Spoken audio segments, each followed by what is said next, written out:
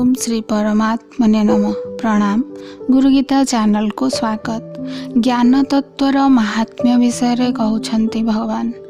समग्र संसार रे जेते पापी अछंती समस्तंक ठारू भी जे अधिक पापी ताकु मध्य ज्ञान प्राप्ति होई पारे। कारण पाप जेते बड़ होइथिले मध्य ताहा असत एवं ज्ञान हेउची सत। सत सामना रे असत तिष्ठिब किपरि? कौनसी अपवित्र वस्तुर पवित्र वस्तु को अवरोध करिवार शक्ति नहीं। ज्ञान प्राप्तिर मुख्य बाधा हेउछि नाशवान सुखर आसक्ति, फलर आसक्ति। भोग पाई इंटरेस्ट हवा जोगु मनुष्यर पारमार्थिक विषय रे आउ इंटरेस्ट हुएनी। आउ इंटरेस्ट न हबारु ज्ञान प्राप्ति दुष्कर मने हुए।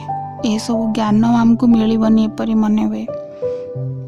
ज्ञान पाइबा गोटे बहुत बड़ कथा एमती लगे। तत्व ज्ञानर महिमा विषय आहरी अधिक वर्णना करछंती भगवान परवर्ती श्लोक रे। आसंतु सुनिबा श्लोक 37।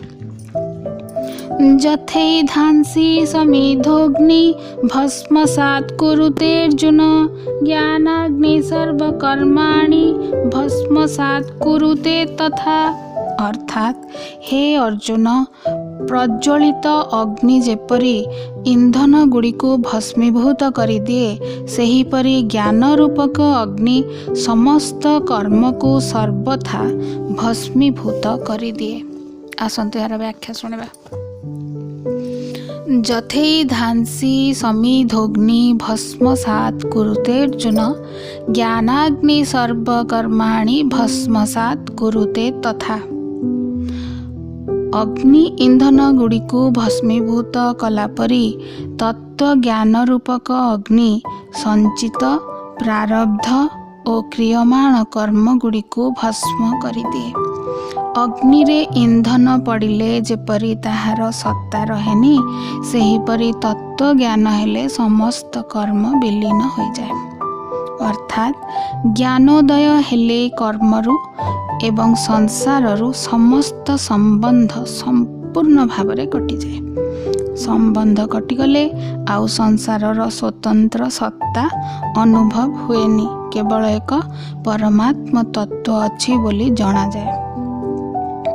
संसार रे जन्म नेबा क्षणी आमको सांसारिक वस्तु सहित संबंध करने को पड़े, किंतु धीरे धीरे आमे से सांसारिक वस्तु सहित चलु चलु आमे ता सहित एते निबिड़ता अनुभव करू जे यह सहित आमर एक आसक्ति हो जाए, अटैचमेंट हो जाए। यह बिना आउ आमे चली पारिबुनी एपरी भाव आसे। कर्म करी चालू, कर्म बंधन ही चले। यही भली अनेक जन्म बीती जाए। प्रत्येक जन्म रे हजार हजार कर्म करी चालू। यह द्वारा कर्मर अकाउंट शुद्ध मूल हिसाब रे बढ़ी बढ़ी चले। ऋणानुबंधन कर्मानुबंधन रे पड़ी आमको बारंबार जन्म नबाकू पड़े। भगवान कहउछंती थरे जदि ज्ञान हो गला जे संसार किछि नुहे, भगवान ही सर्वत्र विद्यमान, एठी मोर किछि नाही, मु केवल एक यंत्र चालित खेलना, बैटरी दिया कंढेई, बैटरी सरीगले सबु शेष। एपरी ज्ञान प्रति मुहूर्त रे मन भितरे रहिले संसार ठारू संबंध दूर हेबो।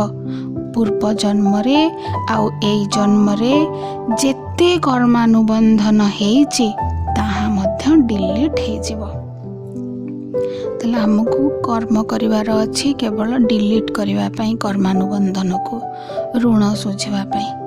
केते सहज उपाय सब कहिसंती भगवान, किंतु मनुष्य सब बेले कठिन मार्ग ही बाछि थाए भगवत प्राप्ति पई।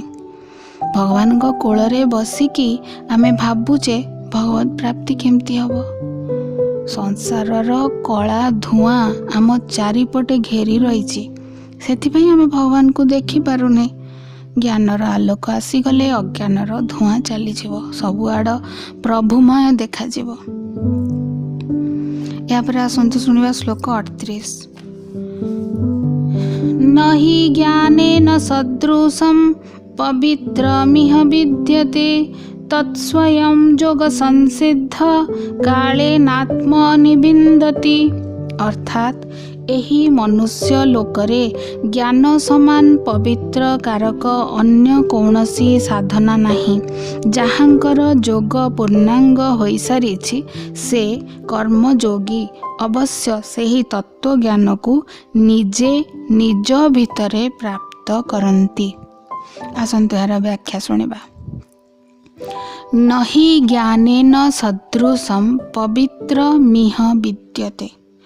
ଅର୍ଥ, ଏହି ମନୁଷ୍ୟ ଲୋକରେ ଜ୍ଞାନ ସମାନ ପବିତ୍ର କାରକ ଆଉ କୌଣସି ସାଧନା ନାହିଁ।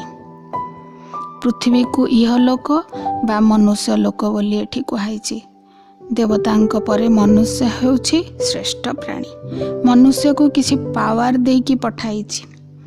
ମନୁଷ୍ୟ ଶରୀର ଦ୍ୱାରା ପୂର୍ବ ପର ବର୍ତ୍ତମାନରେ କିଛି କିଛି ପରିବର୍ତ୍ତନ କରିପାରିବ। ଏହି ପାୱାର ଦ୍ୱାରା ସେ ପାପକୁ ନଷ୍ଟ କରିପାରିବ, ପବିତ୍ରତାକୁ ପ୍ରାପ୍ତ କରିପାରିବ। ଏହିଠାରୁ ମଧ୍ୟ ଭିନ୍ନ ଭିନ୍ନ ଲୋକକୁ ଯାଇପାରିବ ନିଜର ପାୱାର ଦ୍ୱାରା। ଜ୍ଞାନ ସାଧନାକୁ ସେଥିପାଇଁ ଶ୍ରେଷ୍ଠ ସାଧନା କହୁଛନ୍ତି ଭଗବାନ। ଏହି ସଂସାରରେ ଆମକୁ ଯଜ୍ଞ, ଦାନ, ତପ, ପୂଜା, ବ୍ରତ, ଉପବାସ, ଜପ, ଧ୍ୟାନ, ପ୍ରାଣାୟାମ ପ୍ରଭୃତି କଲେ ତତ୍ତ୍ୱଜ୍ଞାନ ପ୍ରାପ୍ତି ପାଇଁ ରାସ୍ତା ଫିଟିଯାଏ ବୋଲି ବେଦରେ କୁହାଯାଇଛି। ଆମକୁ ବଡ଼ମାନେ ଗୁରୁଜନମାନେ କହିଛନ୍ତି। ସେହି ଅନୁସାରେ ଆମେ ସାଧନା କରୁ। କିନ୍ତୁ ତତ୍ତ୍ୱଜ୍ଞାନ ଏସବୁ ଜପ, ଧ୍ୟାନ, ଯଜ୍ଞ ଦ୍ୱାରା ମିଳେନି। ତତ୍ତ୍ୱଜ୍ଞାନ ପରମ ପବିତ୍ର ପରମାତ୍ମାଙ୍କୁ ଅନୁଭବ କରାଉଥିବାରୁ ଜ୍ଞାନ ସାଧନାର ଅଧିକ ମହତ୍ତ୍ୱ। ଏହାର ଜ୍ଞାନ ସାଧନା ହେଉଛି ସେଥିପାଇଁ ସବୁଠୁ ଶ୍ରେଷ୍ଠ ସାଧନା। ତତ୍ ସ୍ୱୟଂ ଯୋଗ ସଂସିଦ୍ଧ କାଳେ ନାତ୍ମନିବିନ୍ଦତି। ଅର୍ଥ, ଯେଉଁ ତତ୍ତ୍ୱଜ୍ଞାନ ଦ୍ୱାରା ସମସ୍ତ କର୍ମ ଭସ୍ମ ହୋଇଯାଏ ଏବଂ ଯାହା ସଦୃଶ ଅନ୍ୟ କୌଣସି ପବିତ୍ର କାରକ ସାଧନା ନାହିଁ, ସେହି ତତ୍ତ୍ୱଜ୍ଞାନକୁ କର୍ମଯୋଗୀ ଯୋଗ ପୂର୍ଣ୍ଣାଙ୍ଗ ହେଲେ ଅନ୍ୟ କୌଣସି ସାଧନା ବିନା ନିଜଠାରେ ତତ୍କ୍ଷଣାତ୍ ଅନୁଭବ କରେ। ଆତ୍ମନି ବିନ୍ଦତି, ଏଠି ଶବ୍ଦର ଅର୍ଥ ହେଲା ତତ୍ତ୍ୱଜ୍ଞାନ ପ୍ରାପ୍ତି ନିମନ୍ତେ କର୍ମଯୋଗୀ ଅନ୍ୟ କୌଣସି ସ୍ଥାନକୁ ଯିବାର ଆବଶ୍ୟକତା ନାହିଁ। କର୍ମଯୋଗ ସିଦ୍ଧ ହୋଇଗଲେ ତାକୁ ସ୍ୱତଃ ତତ୍ତ୍ୱଜ୍ଞାନ ଅନୁଭବ ହୋଇଯାଏ। ସାଧକ ଯେତେବେଳେ ମୁଁ ଅଛି ଏପରି ରୂପରେ ନିଜକୁ ସ୍ୱୀକାର କରିଛି, ସେଠାରେ ପରମାତ୍ମା ମଧ୍ୟ ନିଶ୍ଚିତ ଅଛନ୍ତି। ଏହା ହେଉଛି ପରମାତ୍ମାଙ୍କ ସହ ସମ୍ବନ୍ଧ ବା ଯୋଗ। କର୍ମଯୋଗ ଅନୁଷ୍ଠାନ କରି କରି କର୍ମଯୋଗ ସିଦ୍ଧ ହେଲା ପରେ ସେହି ସାଧକଙ୍କୁ ଯୋଗ ସଂସିଦ୍ଧ କୁହାଯାଏ। କର୍ମ ଓ କର୍ମଫଳର ଆଶା ଏବଂ ଆସକ୍ତି ଯୋଗୁଁ ପରମାତ୍ମାଙ୍କ ସହ ଯୋଗ ବା ସମ୍ବନ୍ଧର ଅନୁଭୂତି ହୁଏନି। ସୁଚାରୁ ରୂପେ କର୍ମଯୋଗ ଅନୁଷ୍ଠାନ କରିବା ଦ୍ୱାରା ଯେତେବେଳେ ସଂସାରରୁ ସର୍ବଥା ସମ୍ବନ୍ଧ ବିଚ୍ଛିନ୍ନ ହୋଇଯାଏ, ଅର୍ଥାତ୍ ସଂସାର ସହିତ ଥିବା ତଦାତ୍ମ୍ୟତା, ମମତା ଆଉ କାମନା ଲୋପ ପାଇଯାଏ, ସେତେବେଳେ ତାକୁ ନିଜଠାରେ ଅତି ସହଜରେ ତତ୍ତ୍ୱ ଅନୁଭବ ହୁଏ। ନିଜେ ନିଜ ଦ୍ୱାରା ହିଁ ଏହାକୁ ପ୍ରାପ୍ତ କରିବେ, କାରଣ ପରମାତ୍ମ ତତ୍ତ୍ୱର ଜ୍ଞାନ କରଣ ନିରପେକ୍ଷ। ତେଣୁ କେବଳ ନିଜ ଦ୍ୱାରା ତାହାର ଅନୁଭବ ହେବା ସମ୍ଭବ। ସାଧକ ଯେତେ ପ୍ରକାର ଉପାୟ କରି ତତ୍ତ୍ୱ ଜାଣିବା ପାଇଁ ଚେଷ୍ଟା କଲେ ବି ଶେଷରେ ସେ ନିଜ ଦ୍ୱାରା ହିଁ ତତ୍ତ୍ୱକୁ ଜାଣିପାରିବ। ତତ୍ତ୍ୱଜ୍ଞାନ ପ୍ରାପ୍ତିରେ ବାଧା ଦିଅନ୍ତି ନେଗେଟିଭ୍ ଥଟ୍ ଆଉ ଆବଷ୍ଟ୍ରାକ୍ଟ ଥଟ୍। ଥଟ୍ କଣ୍ଟ୍ରୋଲ କରି ଏହାକୁ ଅନ୍ୟ ଚିନ୍ତାରେ ଲଗାଇବା ହେଉଛି ପ୍ରାକ୍ଟିସ୍ ବା ସାଧନା। ବୋଧ ପ୍ରାପ୍ତି ହୁଏ ଚେତନାରେ। ମନ, ବୁଦ୍ଧି, ଇନ୍ଦ୍ରିୟ ଏମାନେ ସବୁ ହେଉଛନ୍ତି ଜଡ଼। ଶରୀର ହେଉଛି ଜଡ଼, ସୂକ୍ଷ୍ମ ଇନ୍ଦ୍ରିୟ ମଧ୍ୟ ଜଡ଼, ତାହା କିଛି ବୋଧ କରାଏନି। ମନ, ବୁଦ୍ଧି, ଇନ୍ଦ୍ରିୟଙ୍କ ସାହାଯ୍ୟରେ ଆମେ ଚେତନା ସ୍ତରକୁ ଯାଇପାରିବା। ସେଠି ଯାଇ ଚେତନା ସ୍ତରରେ ଯାଇ ଆମେ ବୋଧ ପ୍ରାପ୍ତି କରିପାରିବା। ଏଠାରେ ଭଗବାନଙ୍କର ଅର୍ଜୁନଙ୍କ ପ୍ରତି ଏକ ଗୂଢ଼ ଅଭିପ୍ରାୟ ରହିଛି, ବୁଝେଇବାର, ବର୍ଣ୍ଣନା କରିବାର।